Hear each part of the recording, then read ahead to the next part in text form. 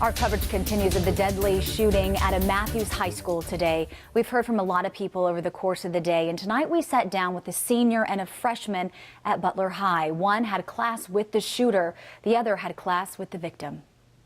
I walked in the door, and about 2 minutes later, we heard a loud popping sound, and we turned around to see a fight.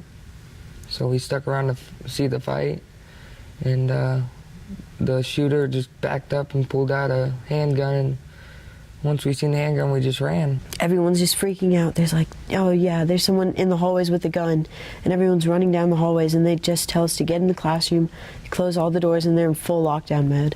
Seeing fights in the school's hallways, is that something normal that you see often? Yeah, it usually happens at least once a week. What did you think when you saw this student pull out a handgun? I just thought to run, because, I mean, a handgun, he could have pointed at any of us, whether it was who he wanted it to be or anybody. He could have just turned and shot at anybody, so. You know, I was sitting in the closet not knowing exactly what was going on, so I was, you know, kind of scared and confused because, you know, what if this guy came down to our hall, or what if anything could have happened?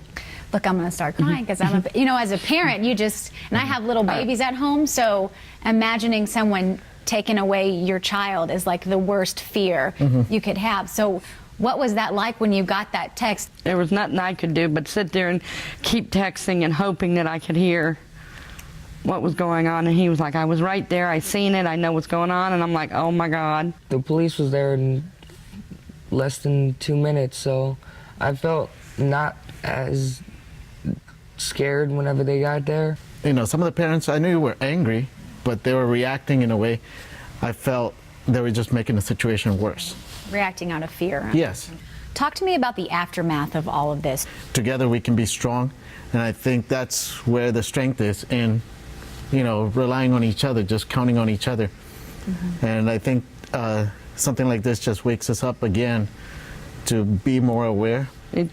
Keep your eyes and ears open. Yep. And while the families we talked to agreed things did not go perfectly today, both the parents and kids are confident in their school and their teachers. Yeah, and an interesting note to make, the senior and freshman who had never met before tonight shook hands. The senior told him, don't let this ruin high school for you. It's not all bad. Really special there. Tonight we also sat down with Dr. Derwin L, the lead pastor at Transformation Church. Here's what he had to say in the midst of this tragedy. They're shooting after shooting.